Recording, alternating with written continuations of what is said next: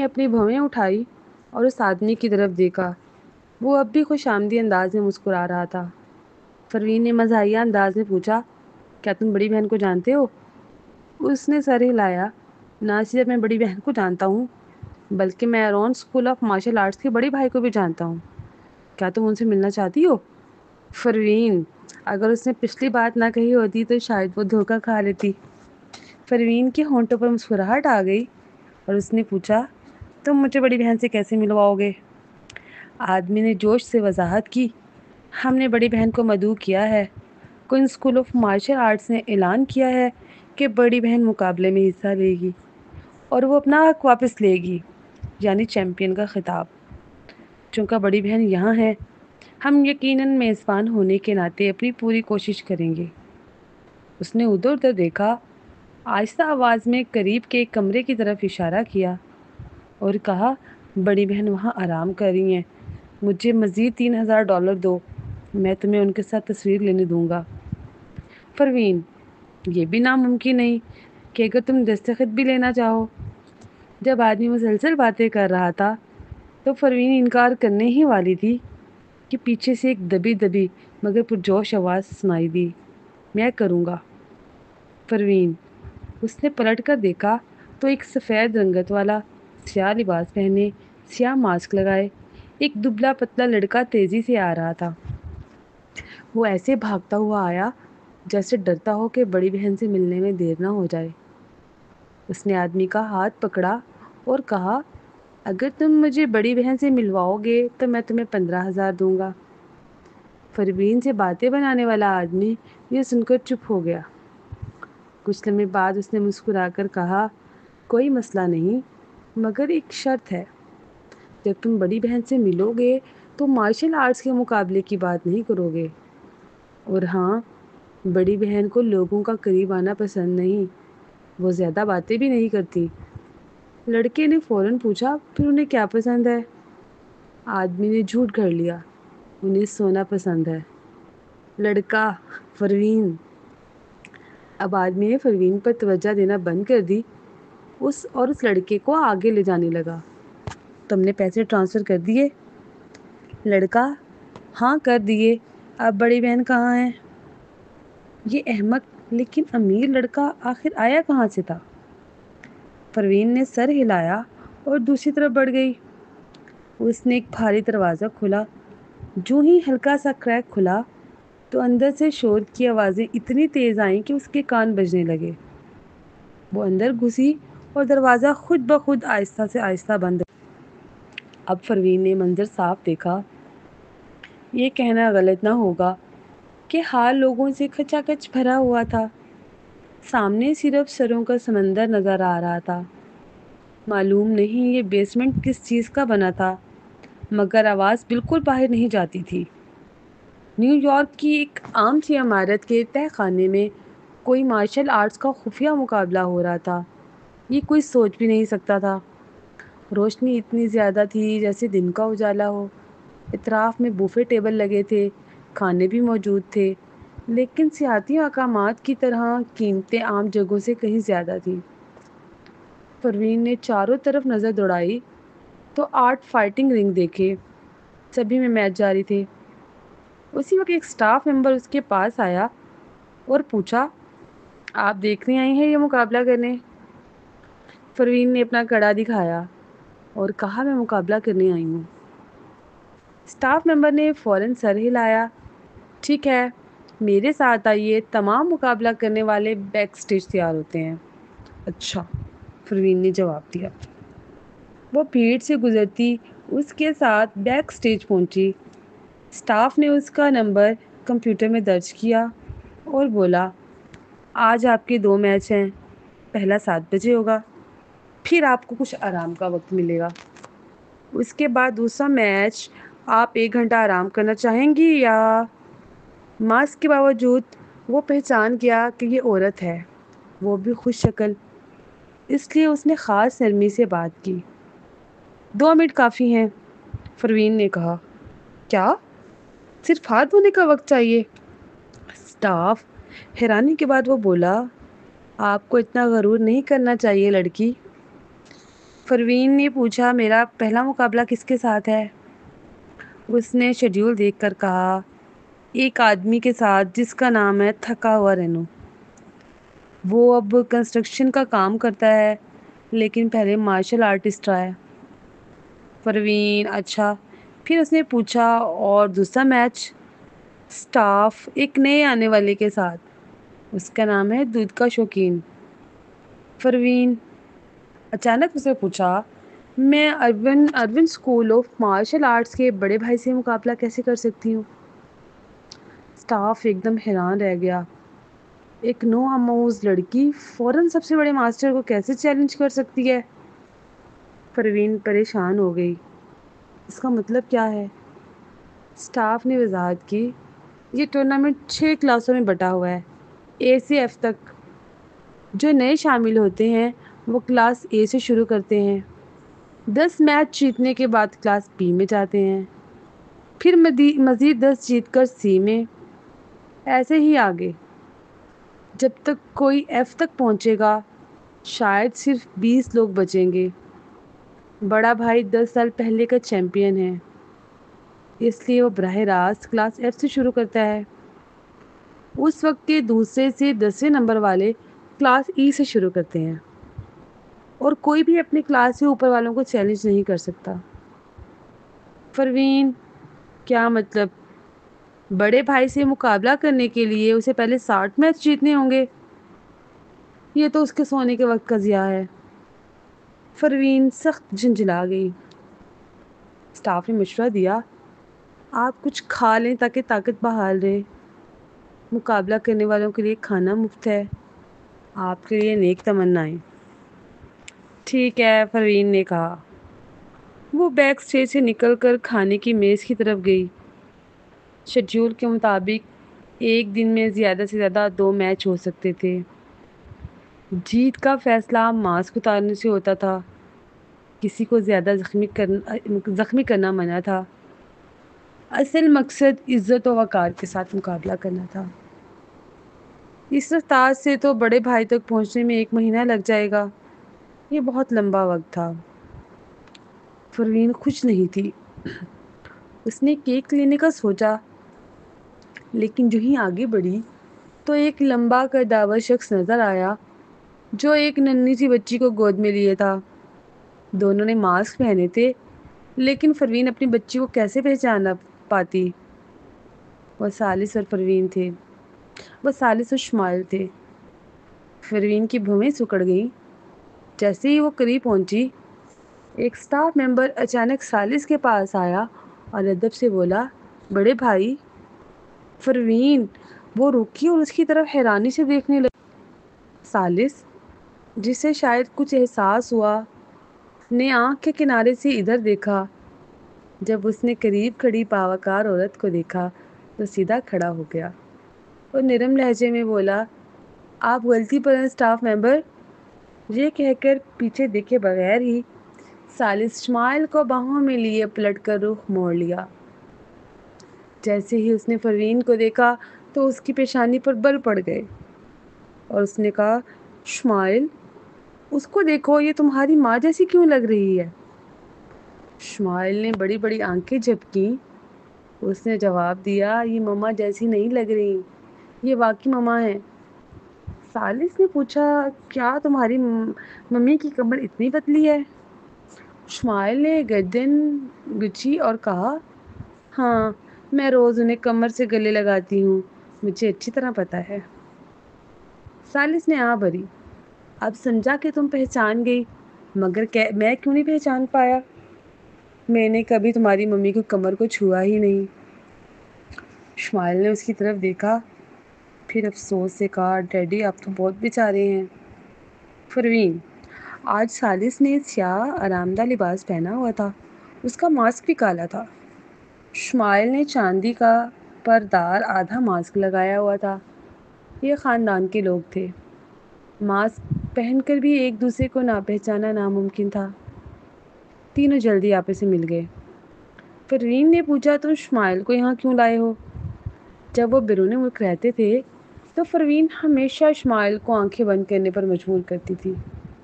تاکہ بچی کو لڑائی جھگڑوں کا اثر نہ ہو۔ اب اس خفیہ ٹورنامنٹ میں لوگ شدت سے لڑ رہے تھے۔ کیا واقعی شمائل کے لیے مناسب جگہ تھی؟ شمائل نے فوراً کہا، ممی، میں نے خود ڈیڈی سے ضد کی تھی کہ مجھے یہاں لائیں۔ میں نے فون پر سنا تھا کہ کوئی مارشل آرٹس ٹورنامنٹ ہے، تو میں نے کہا مجھے دیکھنا ہے۔ فکر نہ کریں، میں جانتی ہوں کہ خون خرابہ بچوں کے لیے ٹھیک نہیں، اس لیے میں آنکھیں بند کر لوں گی۔ پروین ثالث کی طرف دیکھنے لگی۔ تم یہاں کیوں آئے ہو؟ ثالث کچھ لمحے خاموش رہا، پھر بولا، میں میچ دیکھنے آیا ہوں۔ مردوں کو مارشل آرٹس کا شوق ہوتا ہے۔ پروین، یہ مصروف مسٹر ثالث اپنی بیٹی کو لے کر یہاں معمولی کلاس اے کے میچ دیکھنے آیا ہے؟ یہ بات کچھ مشکوک نہیں لگتی؟ اس نے آنکھیں تنگ کر کے پوچھا، وہ ابھی تمہیں بڑے بھائی کیوں کہہ رہا تھا؟ اس بار ثالث نے سیدھے انداز میں کہا، شاید Aaron school of martial arts کا بڑا بھائی میری ہی طرح لمبا اور طاقتور ہوگا، اس لیے انہوں نے مجھے اس سے ملا دیا۔ پروین کے ہونٹوں پر جھنجھلاہٹ بھری مسکراہٹ آئی۔ کیا یہ آدمی کبھی اپنی خود پسندی چھوڑے گا بھی یا نہیں؟ وہ آنکھیں گھما کر ایک طرف گئی، کیک کا ٹکڑا اٹھا کر کھانے لگی اور پھر پوچھا، تمہیں لگتا ہے کہ Aaron school of martial arts کا بڑا بھائی آج آئے گا؟ وہی بڑا بھائی، یعنی ثالث مہدی، جو وہیں کھڑا تھا۔ ایک لمحے کے لیے خاموش ہوا، پھر بولا، ممکن ہے۔ پروین نے بھویں اٹھائی، کیا اس کا آج کوئی میچ ہے؟ کون سا میچ اور کس وقت؟ ثالث نے کھنکار کر کہا، وہ اس وقت واحد فائٹر ہے جو کلاس ایف میں ہے، ابھی اس کے میچ نہیں ہوں گے۔ جب کلاس ای والے 10 میچ جیت کر ایف میں پہنچیں گے تب اس کے مقابلے شروع ہوں گے۔ پروین نے جلدی سے حساب لگایا، کلاس ای میں جو لوگ تھے وہ سب تقریباً ایک جیسے درجے کے تھے، مطلب یہ کہ 10 میچ جیتنے کے لیے 20 میچ کھیلنے پڑیں گے۔ کلاس اے میں بہت لوگ تھے، اس لیے سب دن میں 2 میچ کھیلتے تھے، مگر کلاس ای میں کم لوگ تھے تو روز ایک ہی میچ ہوتا تھا۔ اس حساب سے بڑے بھائی کا میچ دیکھنے کے لیے کم از کم 20 دن لگیں گے۔ یہ تو بہت سست رفتار ہے۔ پروین کے لیے وقت سے زیادہ قیمتی وقت کچھ نہیں تھا۔ اس نے پیشانی پر بڑ ڈالے اور پوچھا، میں بڑے بھائی سے براہ راست ملاقات کیسے کر سکتی ہوں؟ ثالث کچھ کہنے ہی والا تھا کہ اچانک پاس سے آواز آئی، جب ابھی وہ شخص تمہیں لے جانے کو کہہ رہا تھا تو تم گئی کیوں نہیں؟ پروین اور ثالث نے ساتھ ساتھ دیکھا۔ وہی دبلا پتلا آدمی، تنگ سیاہ لباس اور ماسک پہنے، جس سے پروین کی پہلی ملاقات ہوئی تھی، کھڑا تھا۔ پروین کو عجیب سا احساس ہوا، یہ کہیں دیکھا والا ہے، مگر پہچان نہ پائی۔ وہ نوجوان آگے بڑھا اور ہاتھ بڑھاتے بولا، میں اسمیتھن ہوں۔ پروین اپنے ہی فرضی نام اسمتھرا کو یاد کر کے پروین فوراً سمجھ گئی، یہ کوئی اور نہیں بلکہ وہی کوئنٹن ہے، وہی خود ساختہ مغرور نوجوان۔ پروین نے کھانس کر اس سے ہاتھ ملایا، ہیلو، میں ہوں 028۔ ہاتھ ہلکا سا دبا کر کوئنٹن نے چھوڑ دیا اور اکڑ کر بولا، میں ابھی Quinn school of martial arts کی بڑی بہن سے ملا ہوں، ان کے ساتھ تصویر لی اور آٹوگراف بھی لیا۔ چونکہ تم بھی بڑے بھائی کی فین ہو تو تم نے ابھی اسٹاف کی پیشکش کیوں ٹھکرا دی؟ پروین، وہ دنگ رہ گئی، تم واقعی بڑی بہن سے ملے؟ اصلی والی سے؟ کوئنٹن نے طنزیہ ہنسی، یقیناً اصلی والی۔ اس نے موبائل نکالا اور پروین کو دکھایا، یہ دیکھو، یہ ہے بڑی بہن۔ تصویر میں ایک موٹی اور طاقتور عورت تھی، اس کا چہرہ گوشت سے بھرا ہوا اور بازوؤں پر ابھری ہوئی مسلز نمایاں تھی۔ صاف ظاہر تھا کہ یہ جسمانی ڈھانچہ برسوں کی باڈی بلڈنگ کے بعد ہی ممکن ہے۔ کوئنٹن بہت متاثر تھا۔ تمہیں معلوم ہے، میں ہمیشہ خود کو محنتی سمجھتا تھا، مگر بڑی بہن کو دیکھ کر سمجھ آیا کہ وہ واقعی کیوں بڑی بہن ہے۔ عورتوں کے لیے مسلز بنانا بہت مشکل ہے، مردوں سے بھی زیادہ، مگر انہیں دیکھو، یہ تبھی ممکن ہے جب کوئی برسوں سے ٹریننگ کر رہا ہو۔ واقعی وہ جسے مسٹر کوئن کہتے ہیں پیدائش ہی سے مارشل آرٹس کی دیوانی ہے۔ سست مزاج پروین، اس کے ہونٹ بے اختیار کھنچ گئے۔ وہ کچھ کہنا چاہتی تھی مگر کوئنٹن پھر بول پڑا، آپ مجھے بالکل سستی نہیں کرنی۔ آج سے میں نیو یارک کا تیسرا سب سے طاقتور شخص بنوں گا۔ پروین، واہ، کمال کا ہدف ہے۔ کوئنٹن پھر بولا، بہت سے لوگ انہیں بڑی بہن کہتے ہیں، کچھ کوئن اسکول والے بھی کہتے ہیں کہ وہ انہیں جانتے ہیں۔ ہاں، ویسے میں بڑے بھائی سے بھی ملا تھا۔ بڑا بھائی؟ پروین نے فوراً پوچھا، وہ کہاں ہیں؟ کیا وہ اصلی والے ہیں؟ کوئنٹن نے سر ہلایا، میں نے بڑی بہن کو تو پہلے نہیں دیکھا تھا، مگر بڑے بھائی کو 10 سال پہلے دیکھا ہے۔ میں کیسے نہیں پہچانوں گا؟ وہ بالکل وہیں اگلے کمرے میں بیٹھے ہیں، وہی کپڑے، وہی ماسک جو 10 سال پہلے پہنے تھے۔ ان کا جسم بھی ویسا ہی ہے۔ یہ کہہ کر اس نے ثالث کی طرف اشارہ کیا۔ بڑے بھائی کا جسم اس سے بھی کافی ملتا ہے۔ ثالث، پروین فوراً مڑی اور باہر جانے لگی۔ ثالث جلدی سے پیچھے آیا، کہاں جا رہی ہو؟ پروین نے کلائی موڑتے ہوئے طنزیہ انداز میں کہا، میں بڑے بھائی کو ڈھونڈنے جا رہی ہوں، تھوڑا سا مقابلہ کرنے کے لیے۔ اگر بڑی بہن جاری تھی تو ہو سکتا ہے بڑا بھائی اصلی ہو۔ آخر کار اس کی شہرت تو بہت تھی۔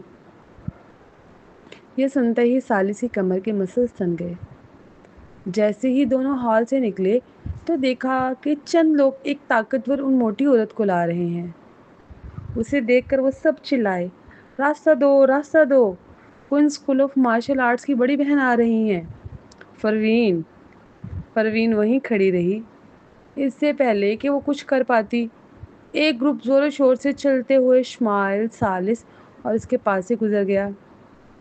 گروپ کے گزر جانے کے بعد حیران شمائل نے پوچھا، ممی، کیا دادا کوئن نے آپ کو بتائے بغیر کوئی نیا شاگرد رکھ لیا ہے؟ ثالث۔ پروین نے کچھ لمحے خاموش رہ کر آہستہ سے کہا، وہ جعلی ہے۔ شمائل نے اپنا سینہ تھپ تھپایا اور کہا، میرا تو دل ہی رک گیا تھا۔ مجھے لگا کہ دادا کوئن کو آخر کار سمجھ آ گئی ہے کہ آپ مارشل آرٹس کے لیے موزوں نہیں ہیں، اس لیے وہ آپ کو چھوڑ کر کسی اور کو لے آئے۔ پروین نے ٹھنڈی نظروں سے شمائل کی طرف دیکھا۔ کیا کہا تم نے؟ شمائل فوراً ہنس دی اور خوش آمدی لہجے میں بولی، میں تو آپ کی تعریف کر رہی تھی ممی۔ آپ مارشل آرٹس کے لیے موزوں نہیں ہیں کیونکہ آپ خود مارشل آرٹس کی ملکہ ہیں۔ آپ تو بغیر مشق کے ہی کمال ہیں، آپ کو محنت کی ضرورت ہی نہیں۔ اس کی خوشامد سن کر کوئی بھی لاجواب ہو جاتا۔ باتوں ہی باتوں میں وہ باہر آ گئے۔ دروازے پر وہی ملازم کھڑا تھا جو پہلے پروین کو اندر لے کر آیا تھا۔ وہ اگلے شکار کو پھنسانے کی کوشش کر رہا تھا۔ کیا آپ Quinn school of martial arts کی بڑی بہن کے ساتھ تصویر کھنچوانا چاہتے ہیں؟ صرف 3000 تصویر۔ پروین آگے بڑھی اور بولی، مجھے Aaron school of martial arts کے بڑے بھائی سے ملواؤ۔ ملازم سر ہلانے ہی والا تھا کہ اچانک اس کی نظر ثالث پہ پڑی اور وہ چونک گیا۔ اصل میں حالیہ برسوں میں یہ ٹورنامنٹ منافع بخش نہیں رہا تھا، اسی لیے کوئن اسکول کی بڑی بہن اور ارون اسکول کا بڑا بھائی جیسے کرداروں کو دکھا کر پیسہ کمانا ان کا نیا طریقہ بن گیا تھا۔ وہ ملازم پرانے لوگوں میں سے تھا اور وہ جانتا تھا کہ ثالث کون ہے، حالانکہ اس نے 10 سال پہلے اصل بڑے بھائی کو نہیں دیکھا تھا، لیکن اسے اس کا مقابلہ نمبر اچھی طرح یاد تھا، 057۔ اس نے ثالث کی کلائی پر پہنے ہوئے نمبر کو دیکھا، واقعی 057۔ اس نے نگلا اور ہکلاتے ہوئے کہا، بڑا بھائی۔ ثالث نے ماسک کے پیچھے سے آنکھیں تنگ کی۔ اس کی آواز بھاری اور ٹھنڈی تھی جس میں ہلکی دھمکی چھپی ہوئی تھی۔ ہاں، اب بھی تو تم کہہ رہے تھے کہ وہ دفتر میں ہیں اور ہم اس کے ساتھ تصویر کھنچوا سکتے ہیں۔ ہمیں اس سے ملواؤ۔ ملازم: جو اندر بیٹھا ہے وہ تو جعلی ہے، اصل والا یہاں آ کر یہ سب کیوں کر رہا ہے؟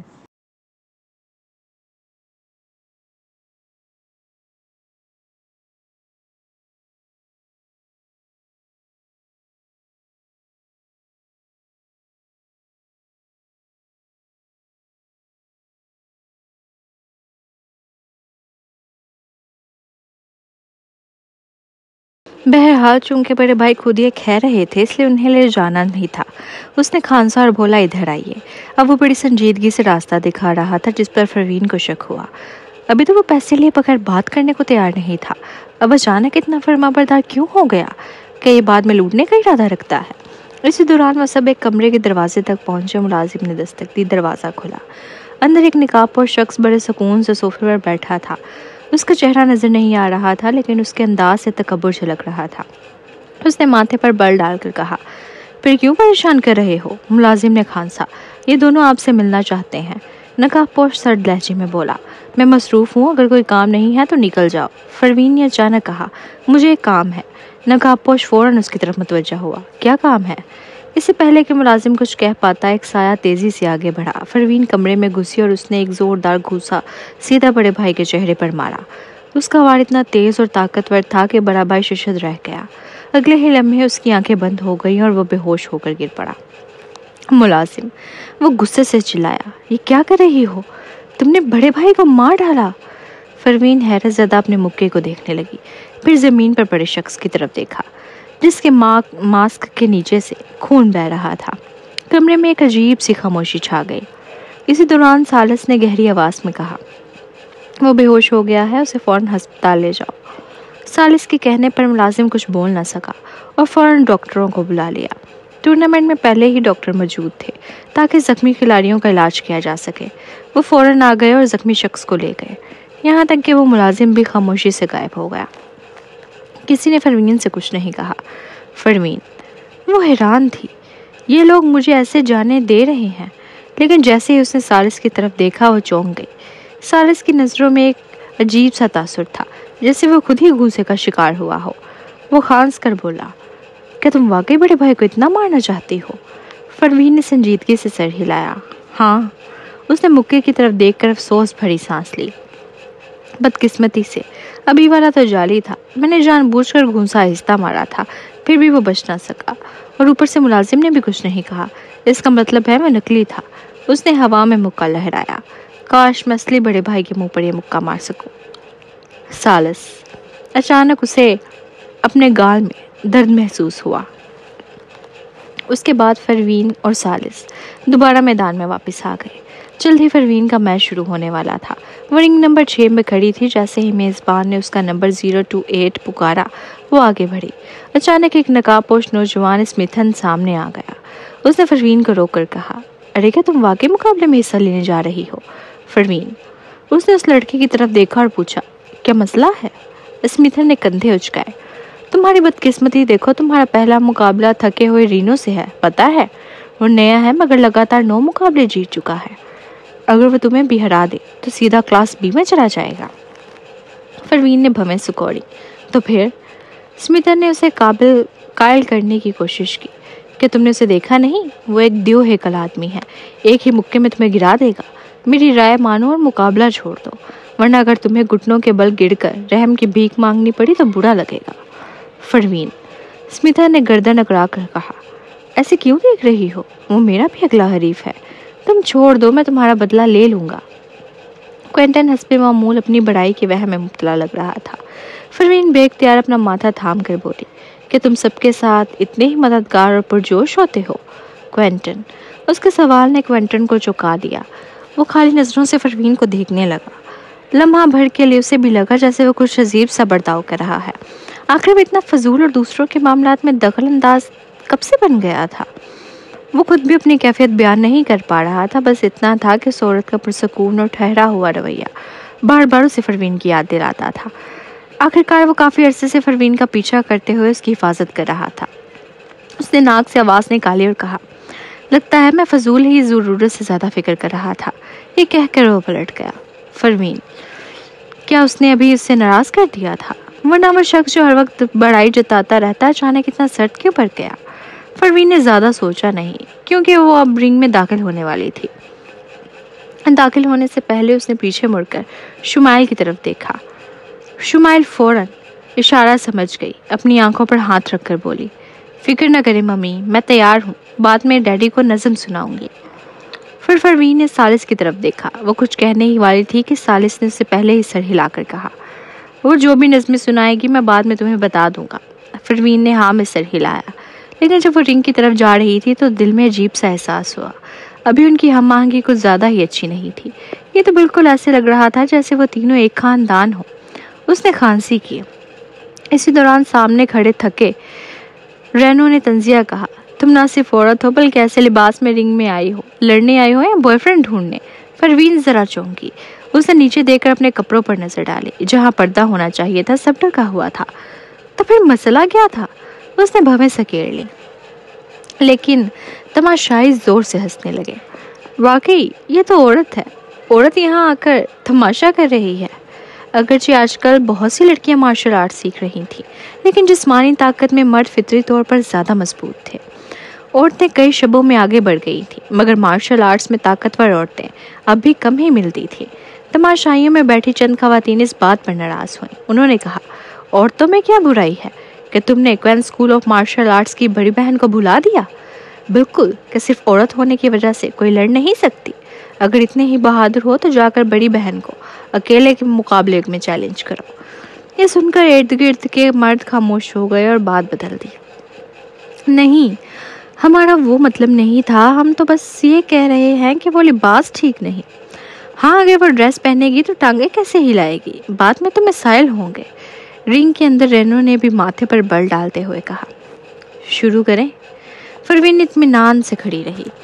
ہاں شروع کریں۔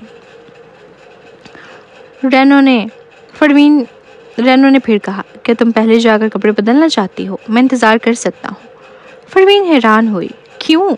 رینو نے تھک کر کہا، کیا تم نے سامعین کی بات نہیں سنی؟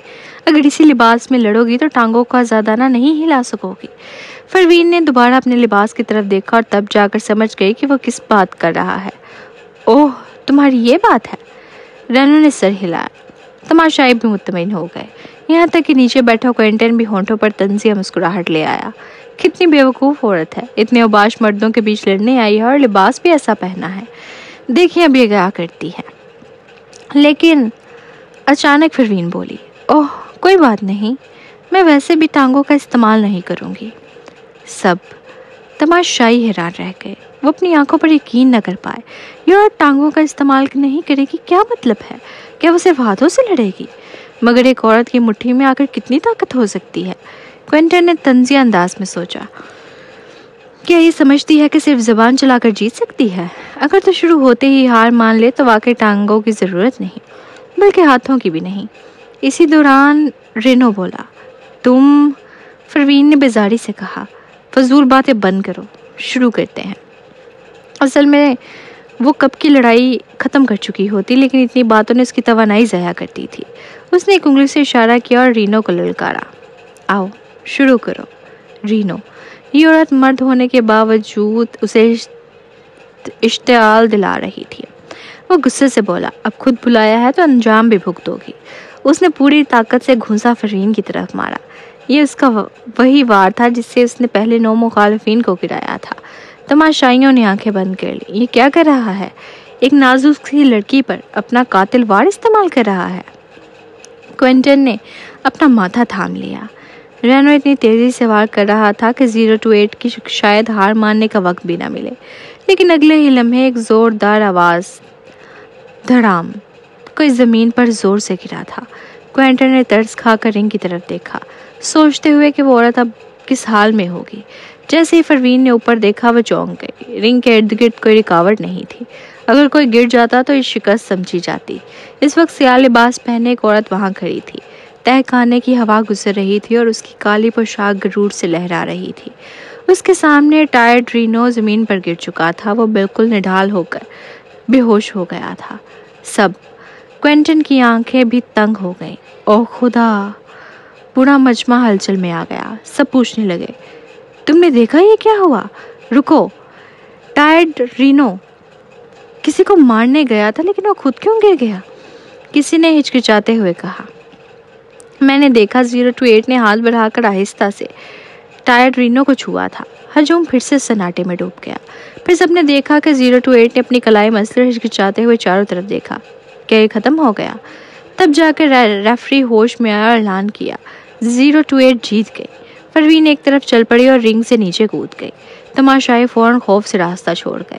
انہوں نے دیکھا کہ وہ کھانے کے حصے کی طرف جا رہی تھی۔ وہاں ایک صوفہ رکھا تھا جس پر ایک آدمی بیٹھا تھا اور ایک بچی کو گود میں لیے ہوئے تھا۔ جب سب کا جوش کچھ کم ہوا تو بچی کی معصوم آواز سنائی دی جو نظم سنا رہی تھی۔ پہاڑ کی پتھریلی راہ ڈھلوان ہے، وہ بادلوں کی گہرائی میں ہے۔ خواب میں ایک شہزادی ایک شہزادے سے ملی، لیکن حقیقت میں ایک ڈائناسور ایک مینڈک سے ملا۔ پروین کے ماتھے پر رگیں تن گئی۔ جب شمائل نے اپنی ماں کو آتے دیکھا تو خوشی سے بولی، ممی میں نے پہلے ہی 300 نظمیں یاد کر لی ہیں، میں نے آپ کا مقابلہ نہیں دیکھا۔ سب لوگ، کتنا عجیب سا 3 افراد کا خاندان ہے۔ سب کو لگا تھا کہ وہ عورت بھوکی ہے اور کھانے کے حصے میں آئی ہے، لیکن پروین سیدھا آ کر بچی کے قریب بیٹھ گئی اور بچی سے بولی، آؤ مجھے 8 بجے جگا دینا۔ پھر اس نے سر ذرا جھکایا اور صوفے پر سو گئی۔ سب لوگ، کوئنٹن، اس کے ہونٹ پھڑکے۔ اسے لگا یہ عورت حد سے زیادہ غیر معقول ہے۔ اسے ابھی بھی ٹائرڈ رینو کو شکست دی تھی، آخر یہ ہے کون؟ سب کے تجسس کے بیچ پروین واقعی سو گئی۔ اس کے خواب عجیب اور گڈمٹ تھے۔ آخرکار اسے سالس نے نہیں جگایا بلکہ اس کے اپنے فون کی گھنٹی نے جگایا۔ وہ جمائی لے کر کال اٹینڈ کرتی ہے اور غصے میں کہتی ہے، امید ہے تمہارے پاس کوئی ضروری بات ہوگی۔ یہ کہہ کر اس نے آنکھیں کھولیں تو سامنے سالس اور شمائل نظر آئے۔ ماسک کے پیچھے دونوں کی آنکھیں اسی کو گھور رہی تھیں۔ شمائل نے آہستہ سے کہا، ممی کا صبح کے وقت مزاج بہت خراب ہوتا ہے، بہت ڈراؤنا۔ سالس نے افسوس سے کہا، افسوس ہے کہ میں دیکھ نہ سکا۔ شمائل نے کہا، اگلی بار جب ہم ساتھ سوئیں گے تو میں آپ کو صبح دکھاؤں گی، ابھی تو ہم باہر ہیں اس لیے ممی نے آپ کو قابو میں رکھا ہے۔ سالس نے مسکرا کر کہا، ہاں میں اس دن کا انتظار کروں گا۔ پروین، اب اسے احساس ہوا کہ وہ ابھی مارشل آرٹس کے اسٹیڈیم میں ہے۔ شور شرابے والے ہجوم کی وجہ سے وہ اچھی طرح سو بھی نہ سکی۔ وہ سیدھی ہو کر بیٹھی اور منہ کے کونے سے خیالی رال کی صاف کی۔ دونوں سامنے والے۔ فون کی دوسری طرف سے سولو کی آواز آئی، اف، مجھے ڈرانا بند کرو، مجھے رائن کے بارے میں کچھ معلومات ملی ہے، تم نے کہا تھا نا میں تحقیق کروں۔ پروین نے بھویں اٹھائیں، کیا؟ سولو، رائن اس وقت اسمتھ خاندان کا دوسرا بیٹا تھا، ایان تیسرا بیٹا ہے، تم جانتی ہو نا۔ اس وقت بڑا بیٹا نکما تھا، سارا وقت باہر عیاشی میں گزارتا تھا۔ تب پچھلے سربراہ نے فیصلہ کیا کہ اگلا وارث رائن یا ایان میں سے کوئی ہوگا، لیکن رائن کی ذاتی زندگی بہت بگڑی ہوئی تھی۔ وہ کئی عورتوں کے ساتھ رہتا تھا، یہاں تک کہ کہا جاتا ہے کہ اس نے یہ اداکارہ کو بھی حاملہ کیا۔ دوسری طرف حالانکہ ایان 3 سال چھوٹا تھا لیکن اس نے غیر معمولی صلاحیت دکھائی، اس لیے خاندان کا سربراہ ایان کو بنا دیا گیا۔ رائن پھر بھی ذات خیال رکھا مگر وہ اتنا بیکار بھی نہیں تھا جتنا دکھائی دیتا تھا۔ پروین کی آنکھیں تنگ ہو گئیں۔ سولو بولا، تم کوئنٹن کو جانتی ہو نا؟ نہ بھی جانتی ہو تو حیرانگی کی بات نہیں، کوئنٹن کی نسل سے ہی خاندان نے اس کی موجودگی کو چھپایا ہوا ہے۔ وہ ایسے کام کرتا ہے جو عوام میں ظاہر نہیں کیا جا سکتے۔ اسمتھ خاندان کی خفیہ طاقتیں سب کوئنٹن کے پاس ہے۔ تم تو بھی خاندان سے ملی ہو اس لیے یہ سبھی نہیں جانتی۔ پروین، اس نے اسے ٹوکا نہیں کیونکہ سولو ہمیشہ باتوں کو معلق کرنا پسند کرتا تھا۔ وہ خاموش رہی تاکہ وہ سب کچھ خود بتا دے۔ سولو بولا، لیکن جانتی ہو یہ خفیہ طاقت کس نے بنائی تھی؟ پروین نے ماتھا سکوڑا۔ رائن؟ سولو، نہیں۔ پروین، اگر وہ نہیں تو پھر اتنی لمبی بات کیوں سنائی؟ وہ چڑ گئی۔ سولو فوراً بولا، وہ ایان تھا، لیکن چونکہ وہ خاندان کا سربراہ بن گیا اس نے یہ طاقت رائن کو دے دی۔ پروین کی آنکھیں مزید تنگ ہو گئیں۔ سولو بولا، اور ہاں، رائن رونے اسکول آف مارشل آرٹس سے ہے، اسے نیو یارک کے مارشل آرٹس دنیا میں ایک مقام حاصل ہے۔ اسے 2 ٹورنامنٹ بھی کروائے تھے۔ آج تک زیادہ تر طریقے جن سے ٹورنامنٹ میں پیسہ کماتے ہیں وہ ایان اور رائن ہی کے سوچے ہوئے ہیں۔ پروین، وہ چونک گئی، کہ اسمتھ خاندان کے حصص بھی مارشل آرٹس ٹورنامنٹ میں ہے؟ سولو، نہیں، حصص نہیں بلکہ رائن مارشل آرٹس دنیا کا صدر تھا اور آج تک اس کا نام عہدے پر درج ہے۔ پروین کی آنکھیں مزید سنجیدہ ہو گئیں۔ سولو نے کہا، میں نے پھر پتہ کیا تو معلوم ہوا کہ اگرچہ صدر غائب ہے مگر اب تک ہدایات آتی رہتی ہیں تاکہ مارشل آرٹس کی دنیا بے قابو نہ ہو۔ پروین نے کہا، سمجھ گئی، اور فون کاٹ دیا۔ وہ سوچ میں ڈوب گئی۔ اسے اندازہ نہیں تھا کہ صرف ایک مارشل آرٹس ٹورنامنٹ میں آ کر اسے رائن کے بارے میں اتنی خبریں مل جائیں گی۔ وہ ریان کو صرف اس لیے ڈھونڈنا چاہتی تھی تاکہ اس کا DNA نمونہ لے سکے اور موازنہ کر کے اصل باپ کا پتہ لگائے، کیونکہ لیلی نے کہا تھا کہ اس کے جینز میں تبدیلی آئی ہے، اس لیے اس اور ایان کے DNA کا موازنہ بالکل درست نہیں تھا۔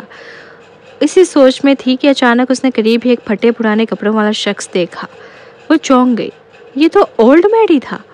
وہ یہاں کیا کر رہا تھا؟